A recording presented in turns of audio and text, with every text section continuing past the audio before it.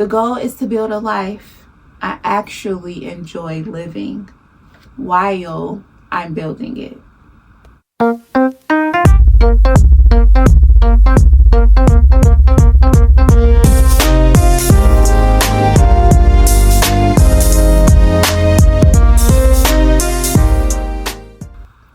Hey y'all, hey, welcome back to Mompreneur Unmuted, breaking molds and building legacies.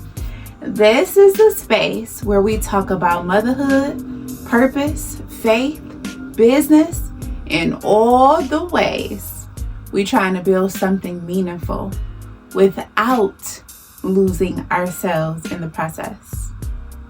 And today's conversation is one I get asked about all the time. How do you do it all? The books, the podcasts, the speaking, the partnerships, the boys, the marriage, the house ventures, the ideas. And honestly, I don't. I really don't do it all. At least not all at the same time. And I think that's been one of the biggest lessons of this season. Because for a long time, I thought success meant fitting everything in. But now, I think success means knowing what deserves my attention right now. And then making peace with the rest. Now, let me say something that might surprise a lot of people. Staying home with my boys has been the hardest job I have ever had, period.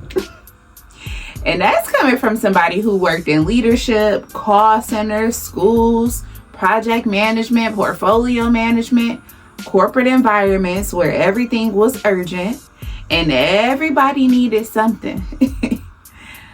But being a stay-at-home mom, motherhood don't clock out. Nobody send performance reviews. Nobody giving PTO. Nobody says, great job today, Alicia. You just wake up, usually by a child as your alarm clock. And then you do it again. And again, and again, and again. And somehow at the same time, it's the most rewarding thing I have ever done. One thing that's helped me is structure. And not just because I like control, but because structure gives me peace. Our days got a rhythm. Breakfast, vitamins, brush them teeth, activities, learning, reading, dance parties, and then lunch. And then nap time. And baby, nap time is when I clock in. That's when the entrepreneur gets to show up. That's when the author shows up. That's when the speaker shows up. That's when a podcast host shows up. I'm recording right now during nap time. Because one thing I've learned is this. I don't need more hours. I just need intentional hours. One thing I work really, really hard at is being where my feet are. And I'm a low-key shout out this book by Mel Robbins. It's called The Let Them Theory. Specifically in the book, the Stop, Breathe, Be method. Now I want you to add it to your to be read list or your TBR if you haven't already. But this is what it is for me now. It's how I get to actually get stuff done. When it's work time, I work. When it's mom time, I'm literally on the floor with my boys. My phone is probably somewhere else in his house. When it's family time, I'm with my family. I probably won't answer the phone. When it's me and bae time, that's it. And that sounds simple, but it changed everything. Because for a long time, I felt guilty all the time. Guilty when I was working. Guilty when I wasn't. Guilty when I answered emails. Guilty when I didn't answer emails. And eventually, I realized guilt wasn't helping nobody. So now, I try my best to be fully present, wherever I am at the time. Not perfectly, but intentionally. And let me tell y'all another boundary that I created. Please don't call me during the day. I'm so serious. Unless it's an emergency, please call me after bedtime. Because if the boys are awake, you probably gonna hear somebody yelling in the background, somebody crying, somebody asking for a snack, somebody telling me to come look at something. We gonna be interrupted 11 times. And if it's nap time, baby, I'm working. Nap time is sacred around here. That's my writing time, my editing time, my planning time, my podcast time, my business's time. So if you call me at 1 o'clock in the afternoon and I don't answer, just know I'm probably trying to squeeze 8 hours worth of work into 2 hours. Listen, please just call me after 8 p.m. That's when the little CEOs are off the clock. That's when the house get a little quieter. That's when Alicia might actually have time to talk. And remember, I still got little, so that might change later. But let me be clear. Does things always go smoothly? Of course not. Again, I got 2 little boys. Somebody always hungry. Somebody always needs something. Somebody always find me the second I sit down. I can't tell y'all how many times I've opened my laptop, started answering an email, started writing, started recording, and then heard, "Mommy!" Goodness. Or I'm right in the middle of a thought, a really good thought probably, and suddenly somebody need me to help them wipe a butt, or somebody cry, or somebody wants to show me something they built. And honestly, that's just the season of life. I stopped fighting it. I've stopped expecting every day to go perfectly. That's coming from Miss Perfectionist. Because it won't. Some days I'm very, very productive. Some days I'm interrupted every 15 minutes. Some days the schedule works beautifully. And some days the whole thing falls apart by 10 a.m., including me, including my mental. But I've learned that success in this season ain't perfection. It's flexibility. It's being able to adjust without feeling like the day is ruined. Motherhood and being a wife is my life right now. And everything else, gotta learn how to work around that reality. Because if motherhood taught me anything, it's that sometimes the solution isn't some deep revelation. Sometimes it's a nap, sometimes it's a cup of coffee, and sometimes it's reorganizing a room in your house. Now, before launching this podcast, I redesigned my closet, which is my office, half of the room, and my closet, the other side of the room, behind these curtains. And honestly, it changed more than just my workspace. It changed me. I moved all of my clothes into one room. And I know that sounds kind of random, and you're going to get used to my randomness anyway. But hear me out. For the longest time, I kept grabbing the same legging sets every day. Obviously washed. But I was grabbing them same sets every day because they were easy to slip on. Not because I ain't have nothing else. I have so many clothes. But because I couldn't even see what I had. And somehow, that became a metaphor for all the things. There were pieces of Alicia I couldn't even see anymore. My creativity, my style, my interests, my individuality. And yeah, I was doing things, but it was more so robotically. But now, when I walk into this room, I want to create. I want to write. I want to record.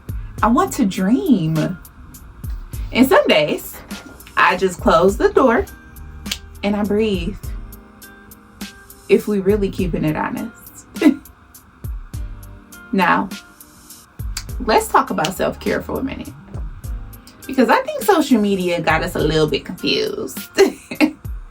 Getting my hair done, that's maintenance. Getting a pedicure, also maintenance, a requirement. Going to the grocery store without your kids, that's a chore. Those things need to happen regardless. What actually fills me up is different.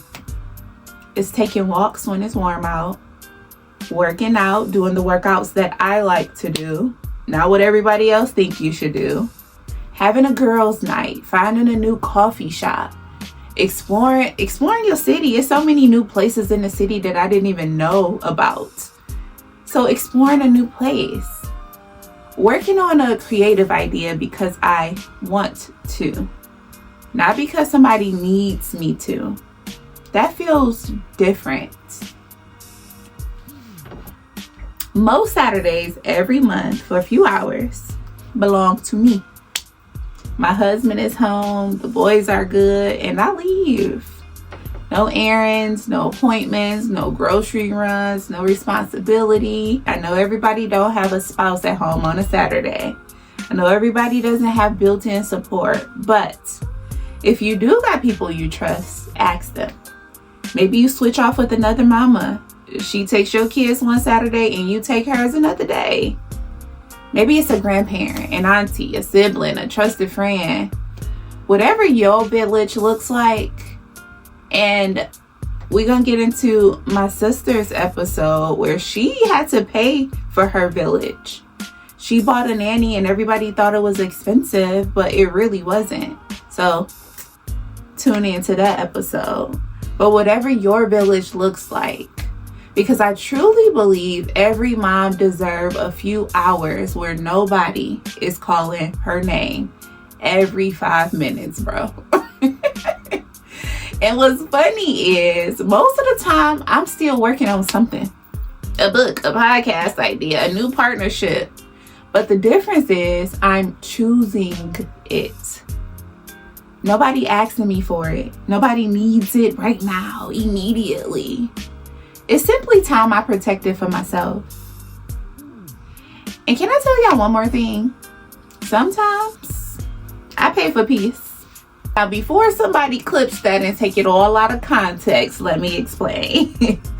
Some days the naps ain't napping. But I still got stuff to do. Some days I have editing to finish. I need to answer emails. I need to handle things around the house during nap time instead of working.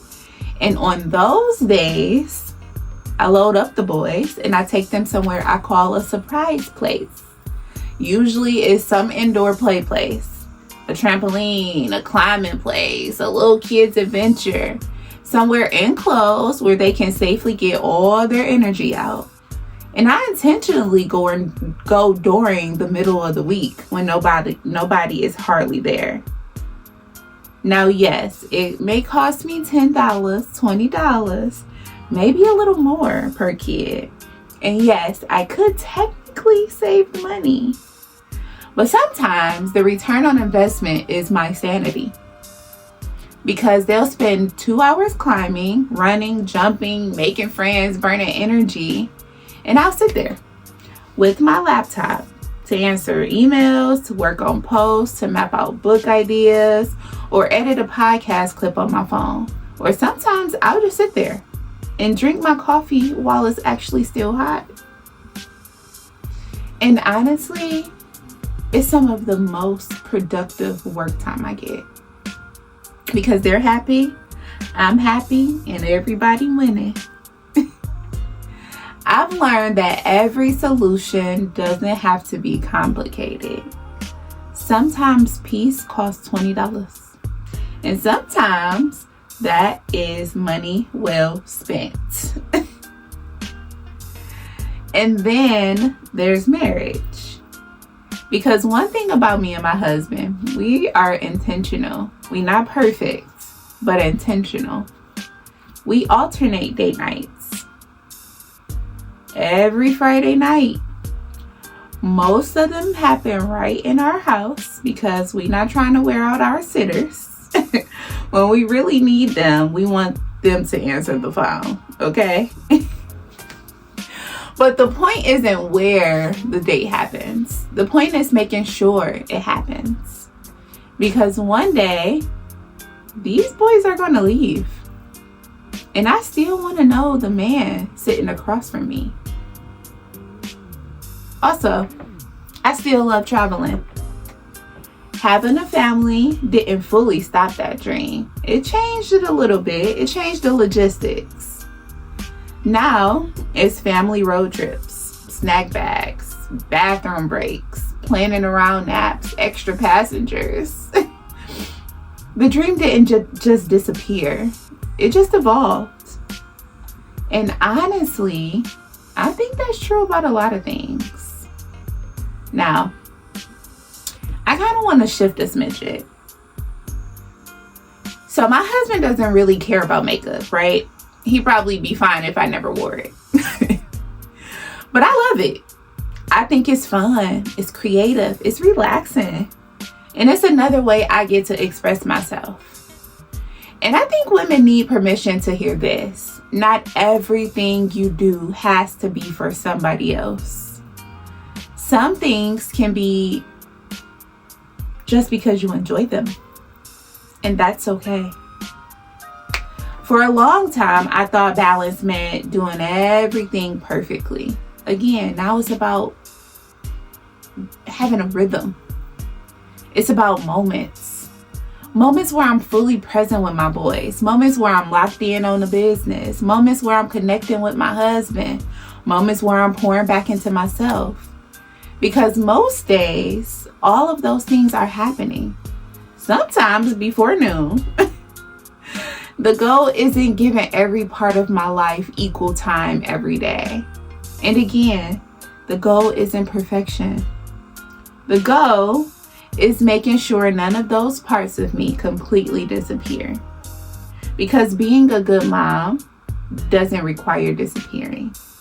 Being a good wife doesn't require disappearing. Building a business does not require disappearing. You deserve to exist in the life you're building to. So, when people ask me how I do motherhood and the mission without losing myself, the answer is this: intentionality. I protect time for my family. I protect time for my marriage. I protect time for my business. And I protect time for me. Not perfectly, but as consistent as time allows. Because the goal, again, is not to do everything. The goal is to build a life I actually enjoy living while I'm building it. Thank you for sitting with me today. Next Tuesday, we're continuing the conversation. From my office in Detroit, until next Tuesday, give yourself some grace and go build something that outlives you.